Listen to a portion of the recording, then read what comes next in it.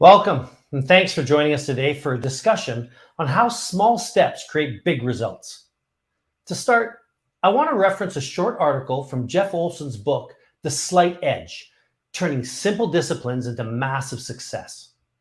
It was shared with me by Keith Cunningham, a mentor of mine, that I believe summarizes perfectly the topic of today.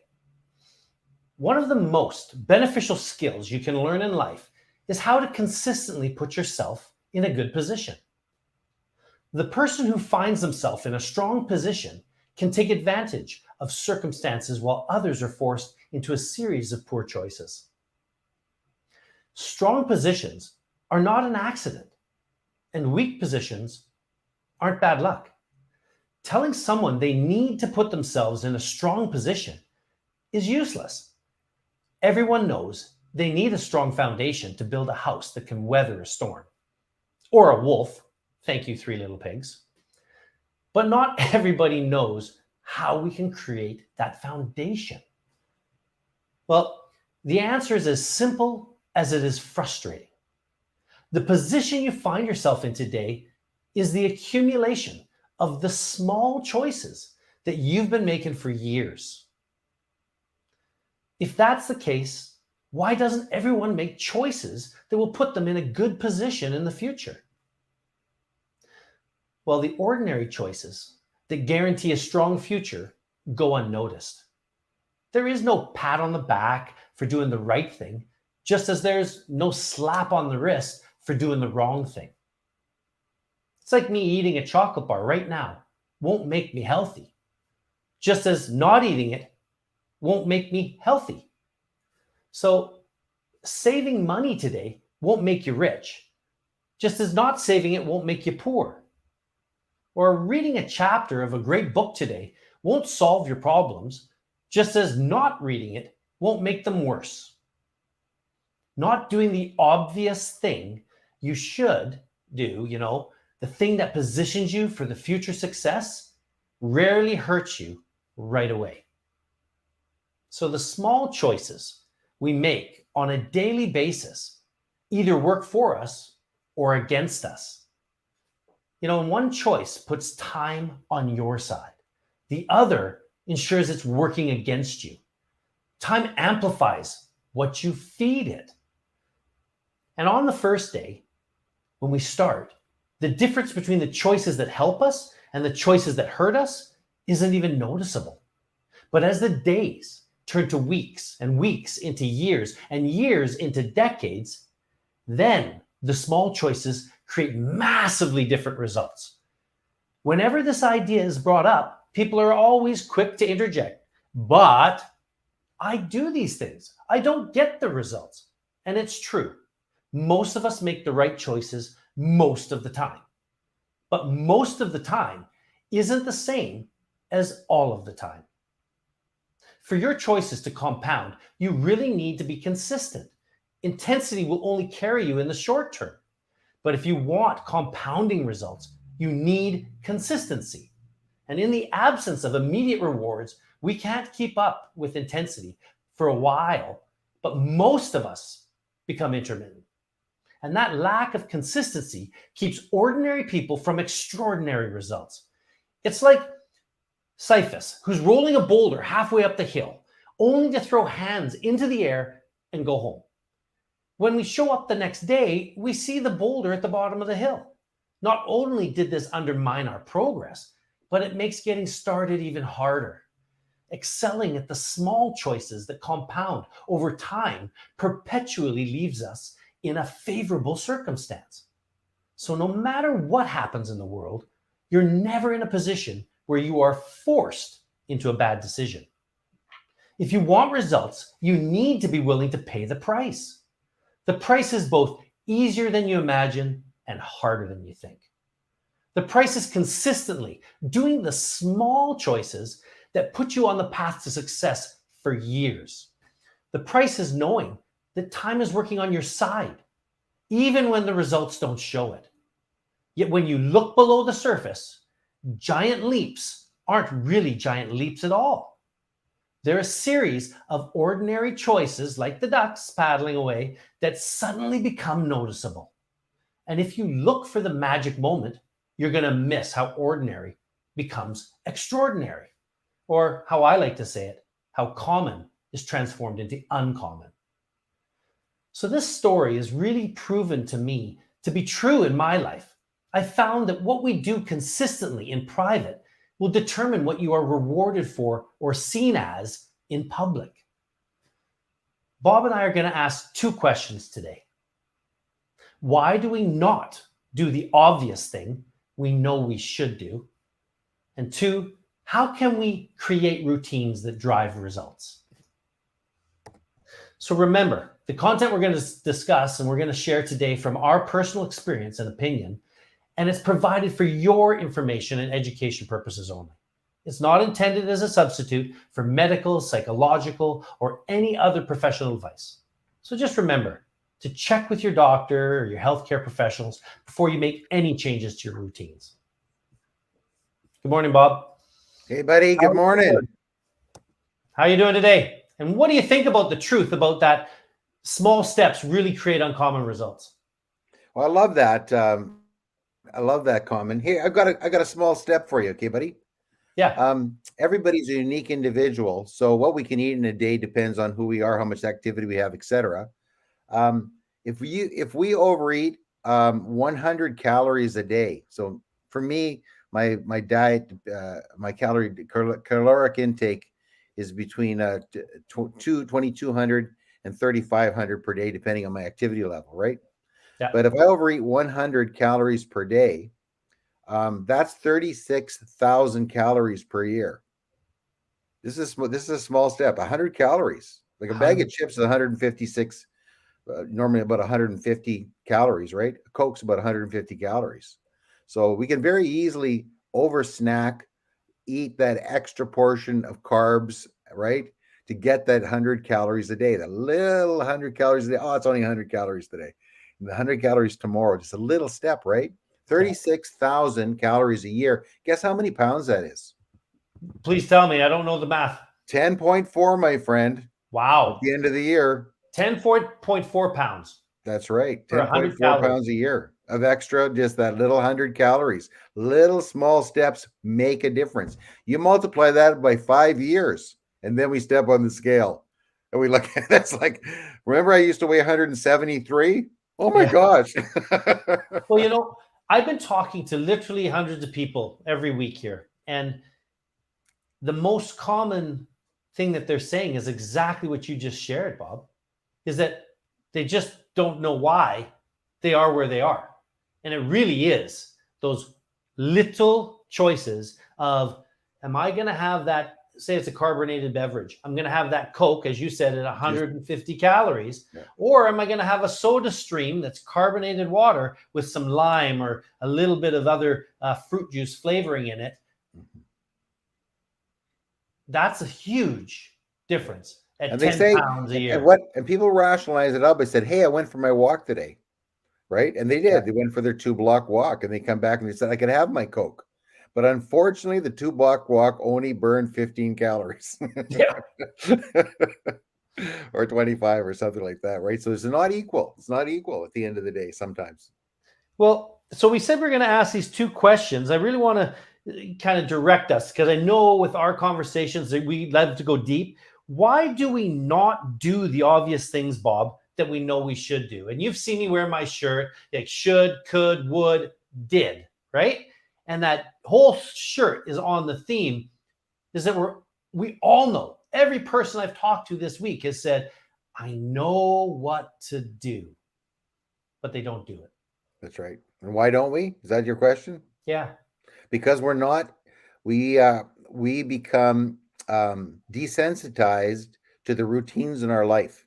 We just do them because we're on autopilot.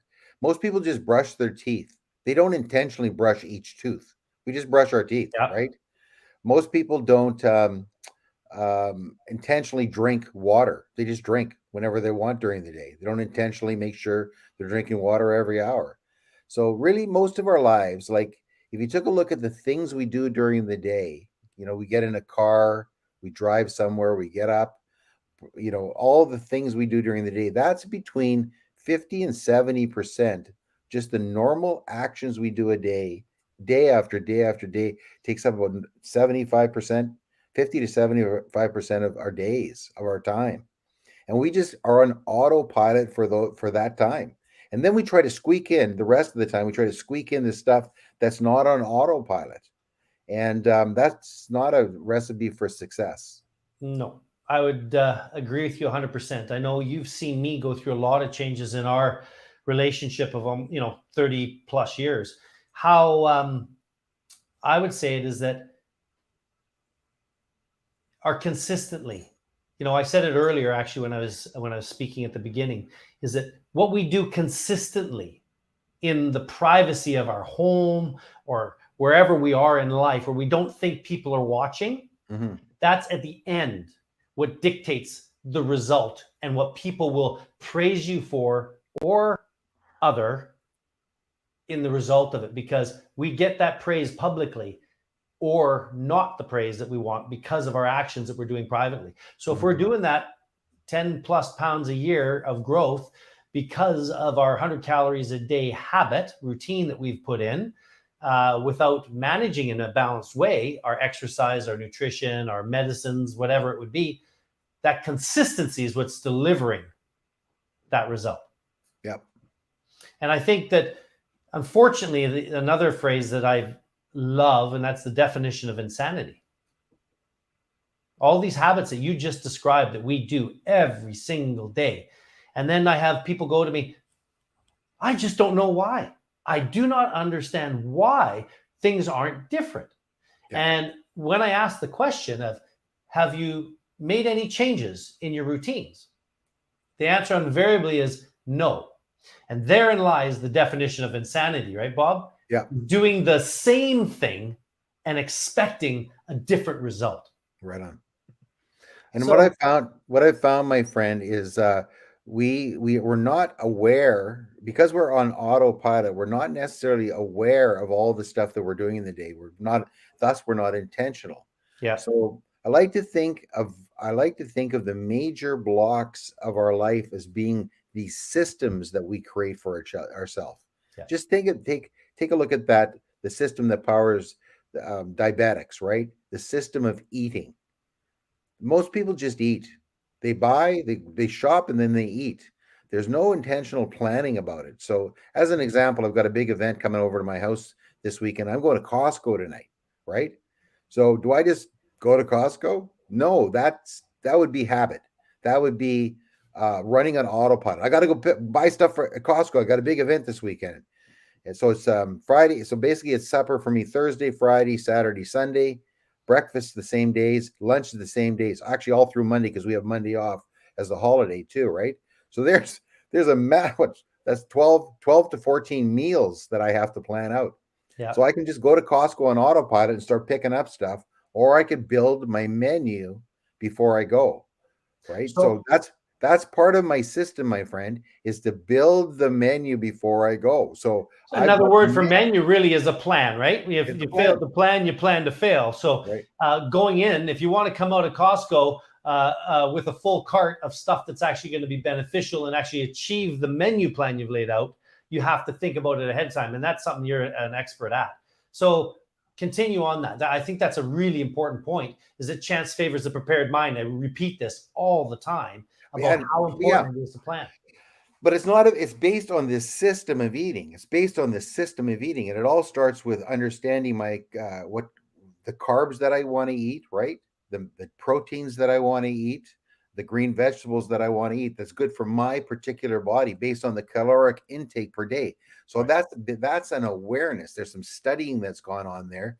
There's some investigation. There's a lot of research has gone on to that. That's part of the system, is to research what makes you go good, what gives you energy versus what takes away from your energy.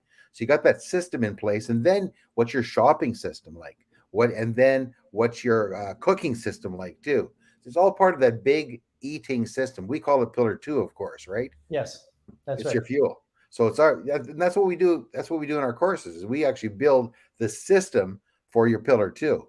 But it's so important for people to be aware and then build the plan in, so they can create a system that really works for themselves, So if they want to lose weight, they're actually minusing 100 calories a day. Because if you minus 100 calories a day, you're looking at losing 10 to 11 pounds a year. And Great. and that is such a healthy thing to do. If you're 30, 40, 50, 60, 100 pounds overweight, you don't do it all in one lump. Just build the system where you're losing 100 calories a day, and you're looking better, you're feeling better. You start exercising, you build your exercise system around that, and you're off to the races.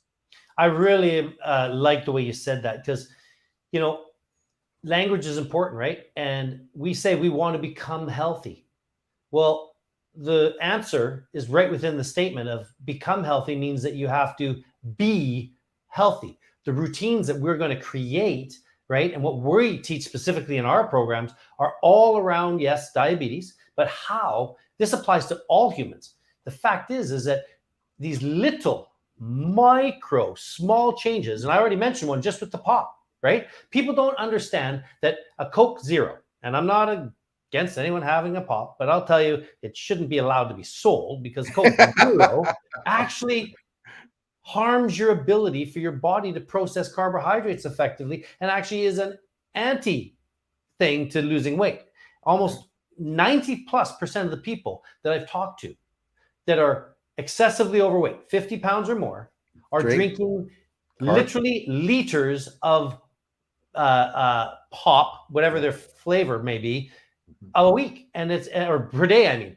And this is just the easiest little hack that can be done in a routine where I really like the fizz, I really like the energy that it'll give me. Well, guess what?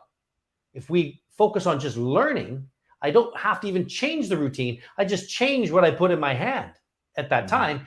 You will change the outcome of that 10 pounds we just talked about in that one small change. Yeah. And there's a ripple effect that goes through that, because now instead of it being a high sugar, simple carb drink, it's now a high nutrient carbonated drink with water and nutrients and micronutrients that are going to actually fuel the cells and help them do the job of balancing and creating the health that we want.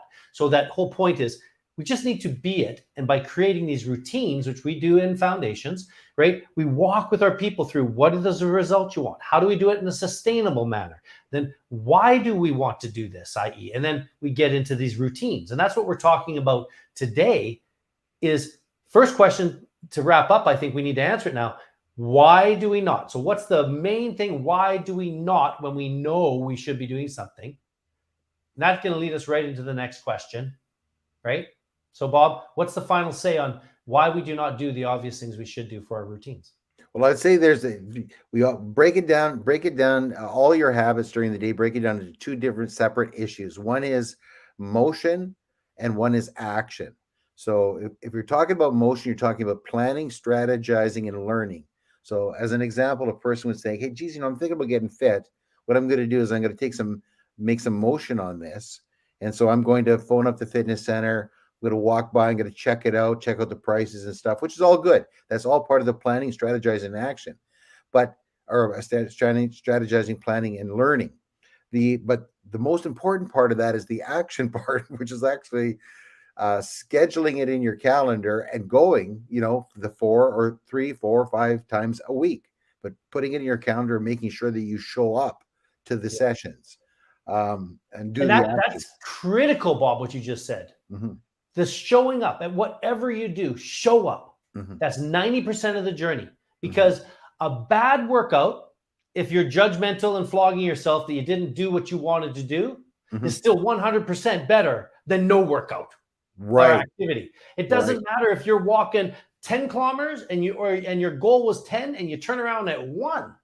The point is we moved 1, and we need to learn that whole process, that it is the small steps that we build the resilience to work through the resistance, and then we end up with the result of more endurance, more energy, more strength, and so on it goes, right? Let me give you one more. Let me give one more example, because we talk about this as being so important, bud, and that's sleep, right? We know that to have energy the next day we need to sleep. But I meet so many diabetics who talk about I'm a night owl, because I can't get to sleep before 12 o'clock. But we know we need that extra hour, that extra 2 hours. And so part of the motion part is to say, yeah, I'm a night owl. That's our mindset, right? You're planning to stay up late when you say you're a night owl. You're strategizing to stay up late when you think or say you're a night owl. And you're learning that you're a night owl when you say you're a night owl, but you know you need that extra hour of sleep. So taking action is actually rethinking that whole strategizing process and saying, I'm going to go to bed. And what time is the best time? If I'm going to get my 8 hours or 7 hours or whatever your body needs, right, for you to be optimized, they say if it's 10:30, it's 10:30. And then all of a sudden you have a whole new set of challenges. How do you get to sleep at 10:30 versus 12:30, right? Which you're Yeah. normally used to doing. So it's about the little things that you do, but it starts with taking action. Right on. And just how do we do that? So I really want to just end my view on why we don't do what we do. And I believe that it involves all the four pillars, but the most critical one is the beliefs that we have and the relationship we have with our food or with our sleep or with our exercise. And that, and ourself, by the way, that's the very first where they all stem from. But we have these beliefs that whatever we're doing has more value than the other choice. Mm-hmm. That's why we do it. But more importantly than that, there's emotions. So our beliefs and our meanings, our intentions, they drive our emotion. That's what actually creates the motion and the action that you were so greatly explaining to our viewers today. But remember, consider it. Be curious about what you're feeling at a specific moment that you choose to grab the pop, or that you choose to go work out, or that you choose to go to bed or stay and watch another episode of that binge that we're on with Netflix, whatever it would be. Yeah. And you'll be shocked. I think I was, because I came to awareness that my emotions really drive my motion and the action. And when I realized that, I was able to shift. And it was a little shift, that little shift that said, you know what? I really don't know if I need this. Hit the pause button. It's going to be there tomorrow, waiting for you to go play. And I'm going to actually go to bed and then use these routines that you learn through foundations and that to actually get to sleep and how to do these types of things. So I think we killed that one pretty good. I think it's an excellent question that we need to consider regularly. Right now, I'm rejigging routines because I've plateaued. And that's the journey we're on, right? When we go on our hikes, Bob, we go up a hill. There's resistance, etc. We take a pause. When we hit the top, let ourselves acclimatize. Let the breath, let the heart rate and everything sort of settle.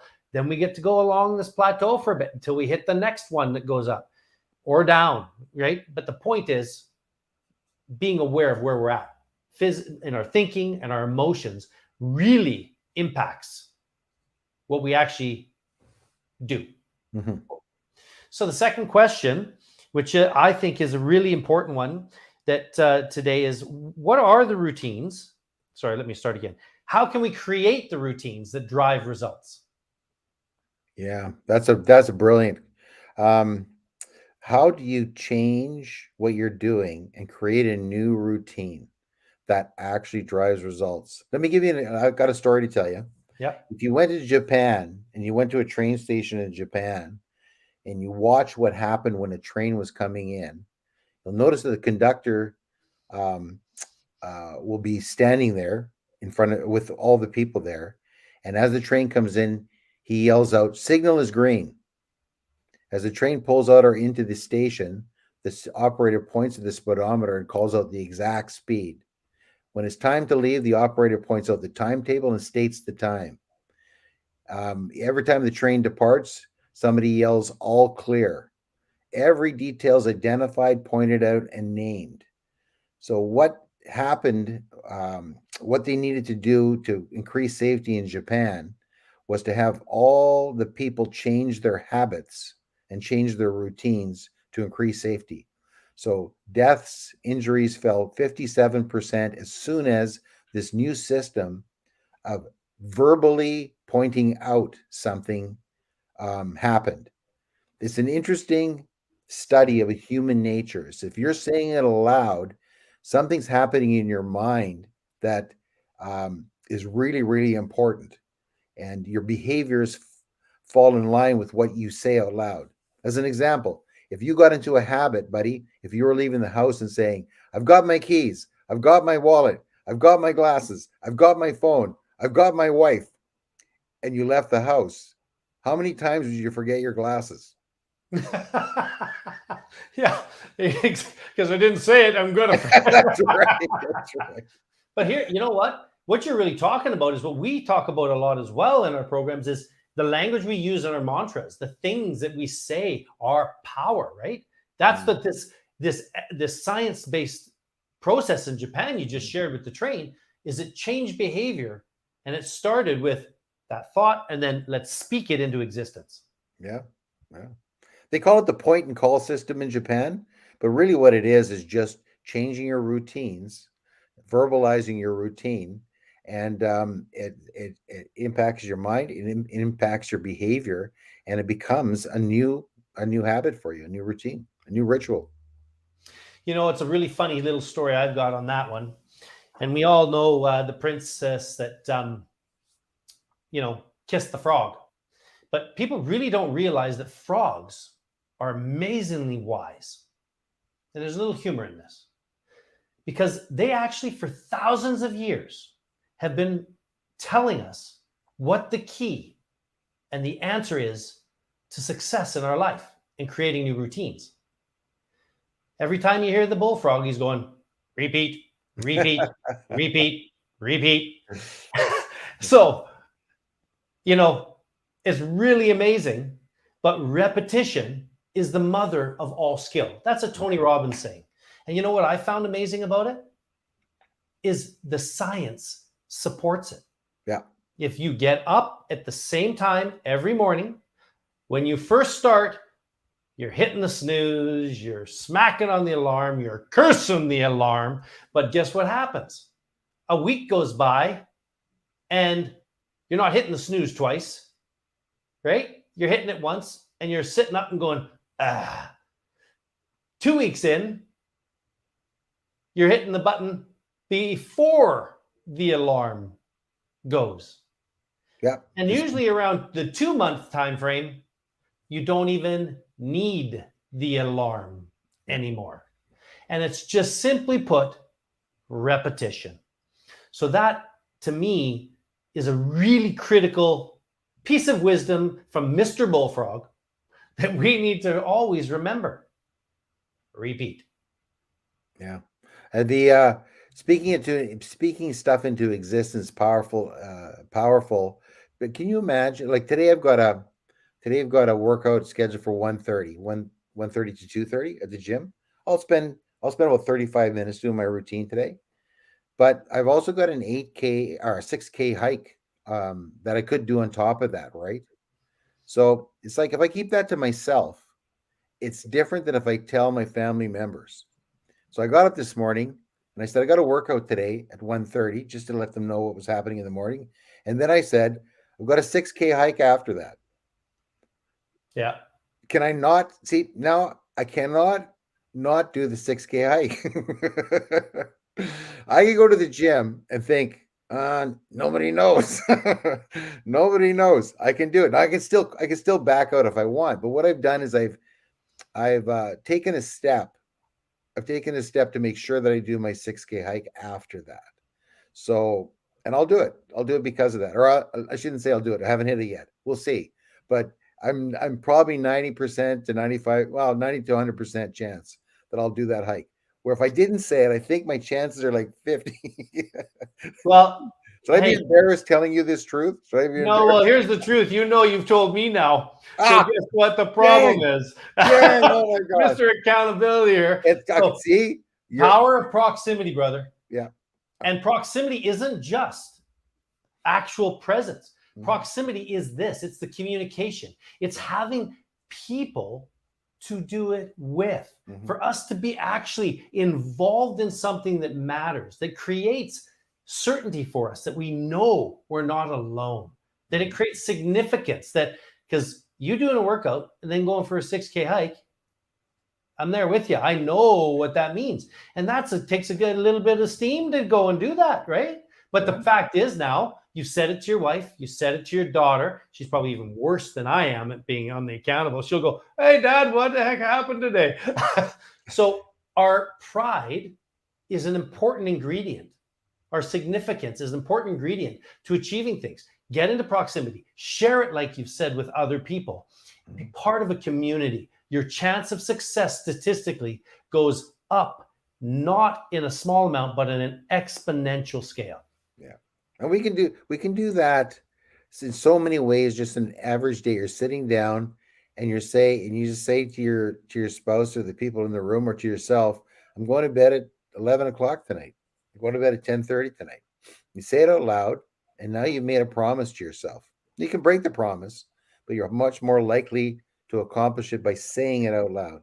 You're sitting down in front of your plate and you're saying, I'm just having one helping tonight, right? There's 1,500 calories on my plate. You say, I'm having one helping tonight. The whole family's there. Well, hey, you know what you've just said as well is that we got to remember that this is a journey. This isn't a destination and one and done. No. You make the decision. And I can honestly tell you, you and I were talking just before we came on live, and my routines fluctuate, but I rarely miss working out 3 to 6 times a week is what I do. And there's been seasons where I'm at the 3, but I actually can't even think of a week that I've gone less than 3 workouts of some type, right? But the point is, the routines that we create and what we try to drive ourselves forward on are a journey. Whether I knock it out of the park, the workout, or not, I show up. And it's about realizing that the day starts with the sun coming up, and it's a brand new start, like a new birth. Mm-hmm. And what happened yesterday cannot impact today, period.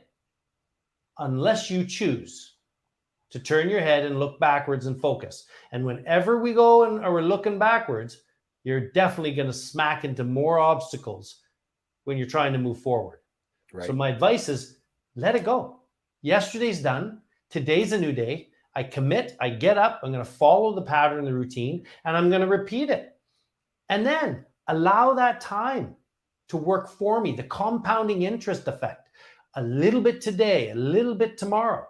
But at the end of the day, it's really important to set the boundaries of what it is.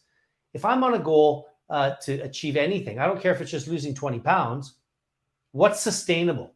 And working with people to set a safe and sustainable plan where there's progress being felt every day, because success breeds success. So it's better to have a goal and to adjust our routines to lose a pound a week than to say 10 pounds a week and you feel like a failure when you did 2 pounds. Or is it better to set a sustainable plan at 1 pound and you feel like a hero when you did 2? Right. And it doesn't matter if it's a week, a month, 3 months, right? This is a journey. So the truth about life is everything is up and down all over the place. So it's very important that we have compassion for others that are on the journey, but mostly compassion for ourselves as we go on the journey, because it's, we just want to be happy in our journey. So my encouragement, right, for us when we're talking about this specifically creating routines is just 3 basic things you got to do. You got to make a plan, as Bob has said. And how do you do that? Just quickly say it, write it. What's the result I want? 2, why do I want it? Because ultimately that why is going to be the key to going through that resistance, the fears, the doubts, the whatever comes up against you to keep moving forward. And to do 3, and that's the routine that you've set out. Routines can be changed. If you don't like it, you change it. But pick one thing every day to just add on to it. And that might be you love your routine, but you know what? Today, I'm just going to try to go 1 block further in my walk. Or I'm going to try to just reduce one thing, such as 1 pop a day, or whatever it would be in your food. It doesn't need to be a monstrous thing. It's not this Big leap. It's being like the duck that's paddling under the water, but moving smoothly and quickly across the pond. And that's that journey that we're on, right? So, Bob, your last words on how to create that routine that you think the number one thing that would really help someone start and stick with that routine that's going to drive their desired results.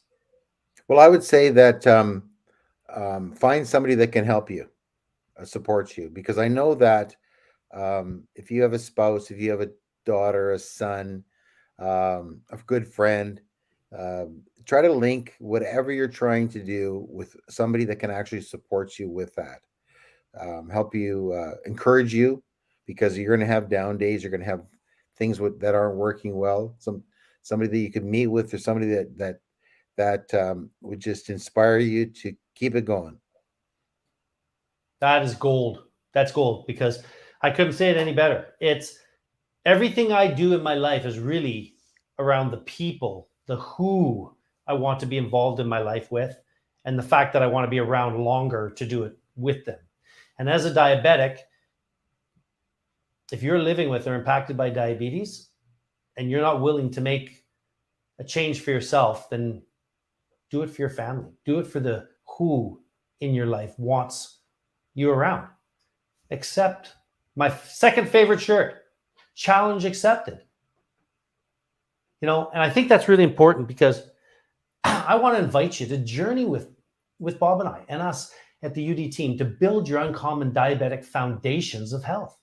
Together, we can create your map, and means a massive action plan to build the foundations that will improve your energy and health starting now. So our UD Foundations program and community will provide you with a revolutionary and science-based approach towards your diabetic health. We will help you consistently take the small steps that create the big results and lower your A1C. You're going to lose weight, gain strength, and improve your ability to live your ideal form of life. So just click the link below, book a free health strategy session with me. And I really want to thank you for joining us today. And remember, click the subscribe button and the bell so you don't miss any episodes of UDTV. Most importantly, just remember, you are not alone. Together, we can create your success formula to live your uncommon diabetic life. So I look forward to meeting you in your free health strategy session. Until next week, be uncommon.